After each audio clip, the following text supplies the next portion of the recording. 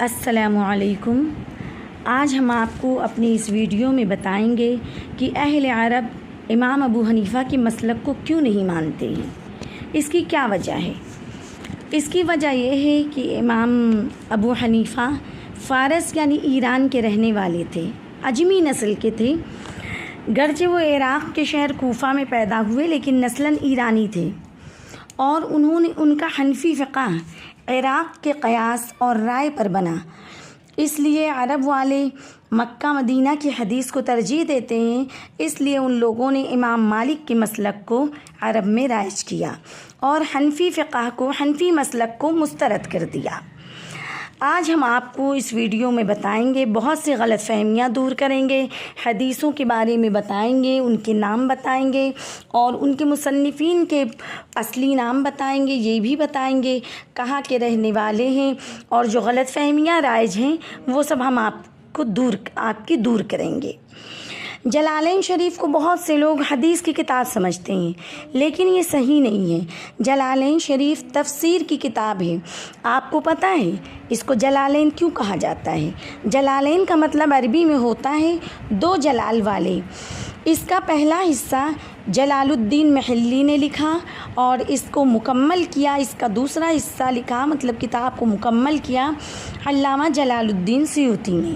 اس لیے دونوں لوگوں نے، دونوں جلالوں نے مل کر لکھا، اس لیے اس کا نام جلالین پڑا، اور یہ دونوں ہی مصر کے رہنے والے تھے۔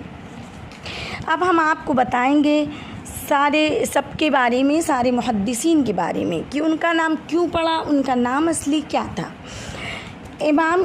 پہلے شروعات کریں گے ابن ماجہ سے۔ ان کا پورا نام تھا ان کا پورا نام ابو عبداللہ محمد بن یزید تھا۔ یہ ایران کے شہر قزوین کے رہنے والے تھے۔ ان کے دادا روئی دھننے کا کام کرتے تھے اور ماجہ کہلاتے تھے۔ ماجہ کہتے ہیں روئی دھننے والے کو، اس لیے وہ دادا کی نسبت سے ابن ماجہ یعنی ماجہ کے بیٹے کہلائے، اور وہ اس گلی میں رہتے تھے جہاں پہ وہ روئی دھننے کا کام ہوتا تھا، اس لیے ان کو ابن ماجہ کہا گیا۔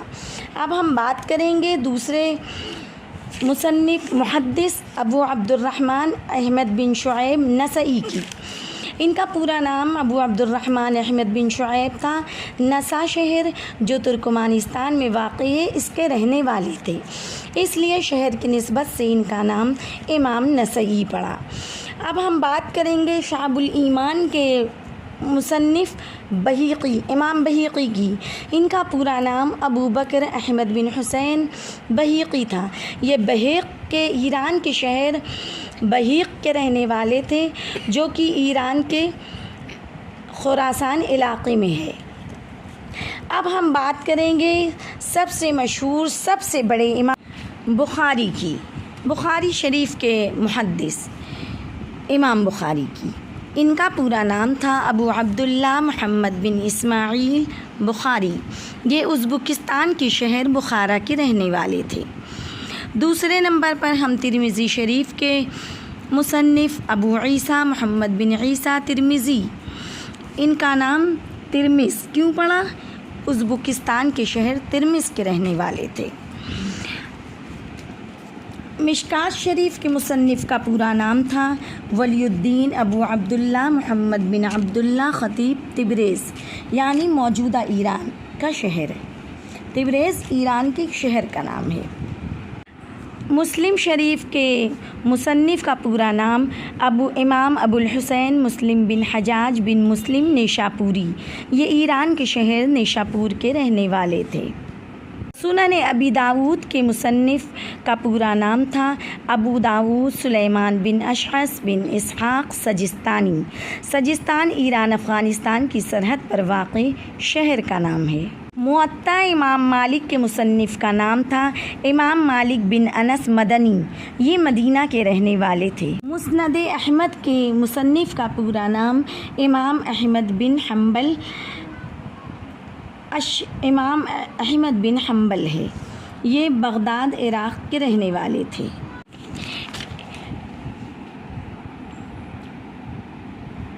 سنن دارمی کے مصنف کا پورا نام ابو محمد عبداللہ بن عبد الرحمن دارمی تھا۔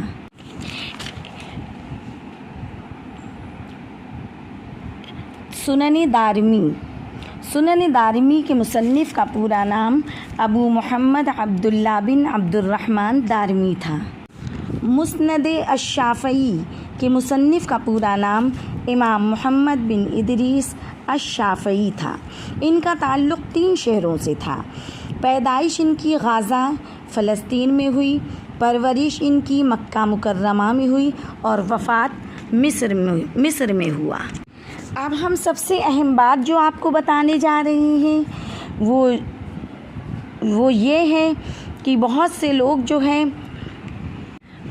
लोग इमाम अबू हनीफ़ा और इमाम इब्न तैमिया को भी मुहद्दिस समझते हैं, लेकिन इन दोनों लोगों ने हदीस की कोई किताब नहीं लिखी थी।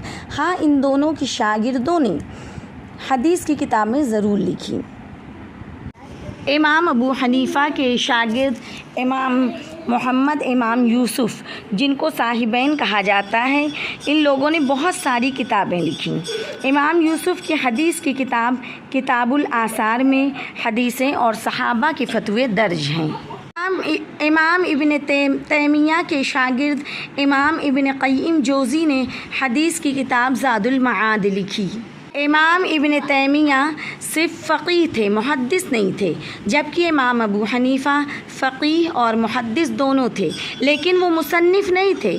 उन्होंने ख़ुद किताबें नहीं लिखी। 4 लाख हदीसें याद थी जिससे वो मसले लोगों को बताते थे, लेकिन उन्होंने ख़ुद कोई किताब नहीं लिखी। जो भी लिखी है उनके शागिर्दों ने लिखी है, लेकिन उनके नाम से मशहूर है।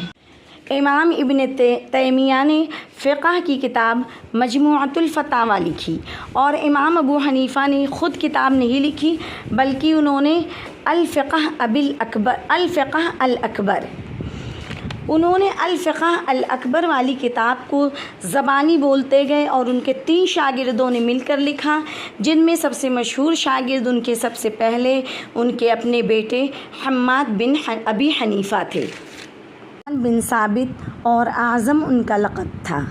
इब्न तैमिया का पूरा नाम तक़ियुद्दीन अबुल अब्बास अहमद इब्न अब्दुल हलीम था। इनकी पैदाइश ईरान में हुई और वफ़ात दिमश्क के क़ैद ख़ाने में ये उनके फ़तवे और अक़ीदे की वजह से 7 बार इन्हें जेल हुई, लेकिन इसका ये मतलब नहीं था कि उनके फ़तवे गलत थे या उनका अक़ीदा ख़राब था, बल्कि तारीख़ शाहिद है कि हर बड़े इमाम और फ़क़ीह को इन सारी मुश्किलों का सामना करना पड़ा। दीन के रास्ते में तकलीफ़ें तो होती ही हैं, तो हर अल्लाह के दीन का काम करने वाले को ये तकलीफ़ उठानी पड़ी। जैसे कि इमाम अहमद हम्बल ने जब मामूनुर रशीद ने ख़ल्क़ कुरान का फ़ितना उठाया, उसने कहा कि कुरान अल्लाह की मखलूक़ है, और इमाम ने कहा कि कुरान अल्लाह की मखलूक़ नहीं बल्कि अल्लाह का कलाम है। तो मामून ने उनको, इमाम अहमद हम्बल को जेल में डाल दिया और मोतसिम बिल्लाह ने उनको कोड़े लगवाए। इसी तरह इमाम मालिक ने जब एक फ़तवा दिया कि ज़बरदस्ती तलाक़ नहीं होती है, तो खलीफ़ा अल-मंसूर के गवर्नर को ये ख़तरा हुआ कि ज़बरदस्ती खलीफ़ा की जो बैत सबसे लेता है तो वो बैत भी बातिल न हो जाए, इसलिए उसने इमाम मालिक के मुंह पे कालक मलकर उनको शहर बदर करा दिया। लेकिन उनको सिर्फ धमकाने के लिए ऐसा किया था, उनको शहर बदर नहीं किया गया था, लेकिन उनको 70 कोड़े लगवाए गए थे जिससे उनका कंधा उतर गया था। तो आप ये नहीं कह सकते हैं कि इमाम इब्न तैमिया ने गलत फ़तवे दिए या उनका अक़ीदा ख़राब था इसलिए उनको जेल हुई, बल्कि सारे ही इमामों को तकरीबन इन मुश्किलात का सामना करना पड़ा।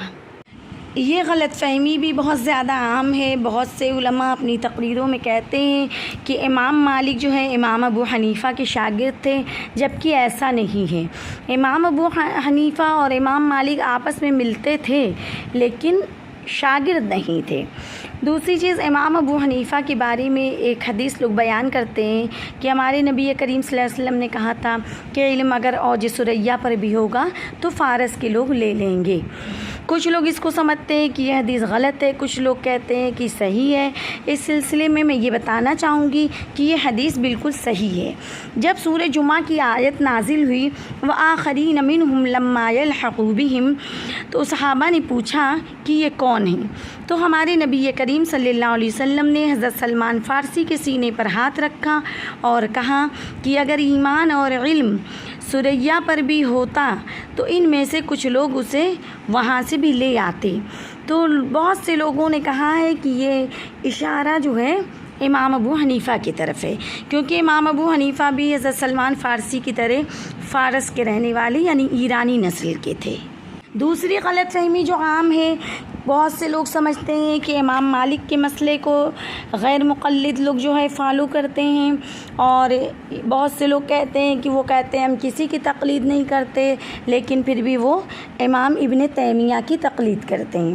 اس سلسلے میں ہم یہ بتانا چاہیں گے کہ وہ امام مالک کو بہت مانتے ہیں اور امام ابن تیمیہ کو بھی دل سے ان کی عزت کرتے ہیں، لیکن وہ جو ہے ڈائریکٹ سے قرآن سے اور صحیح حدیث سے سارے مسئلے جو ہے وہ ڈائریکٹ قرآن سے اور صحیح صحاح ستہ کی جو 6 کتابیں ہیں بڑی بڑی مستند حدیث کی، اس سے لیتے ہیں۔ زیادہ تر یہ لوگ بخاری اور صحیح مسلم اور ترمذی سے حدیثیں لیتے ہیں، مسئلے قرآن حدیث سے لیتے ہیں، اور تشریح کے لیے ابن تیمیہ، ابن قیم الجوزی اور البانی کی کتابیں دیکھتے ہیں۔ موطا امام مالک کو بہت مانتے ہیں، لیکن جہاں وہ صحیح بخاری اور موطا امام مالک کی حدیث میں اگر کچھ فرق ہو جاتا ہے تو وہ موطا امام مالک کو چھوڑ دیتے ہیں اور صحیح بخاری سے حدیث لے لیتے ہیں۔ بہرحال چاروں امام برحق ہیں، چاروں کا مسلک سچا ہے، اور سارے ہی امام برحق ہیں۔ جو بھی جس مسلک کو اپناتا ہے وہ حق پر ہے، کوئی گمراہی کا کوئی خطرہ نہیں، بلکہ سبھی حق پر ہیں۔ اللہ تعالی ہم سبھی کو قرآن و حدیث پر عمل کرنے کی سعادت بخشے، آمین۔